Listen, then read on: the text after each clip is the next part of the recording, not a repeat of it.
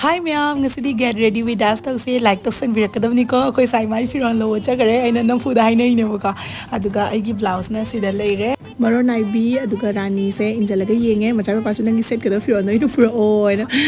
smaina unna doini ne mo na takwira toini masik shu mai ti buko adui mai lotion busu yamna leite aigi yam lei nu pi ni na khuji si jale pa bu badagi liksi ya dan to jong aduga mangonda aina semale buko smai ching chalo u aina asibo na haite masinu pa se aduga lipstick tare aduga mask ga lotion loina la e mai ngonda ha fasabra ai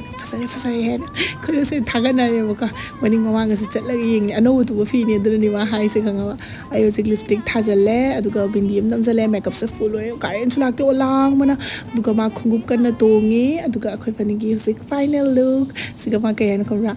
engon de mana wange aina wange ma hi lagna real video number ge akhoi bani na to acting the full video the lakani si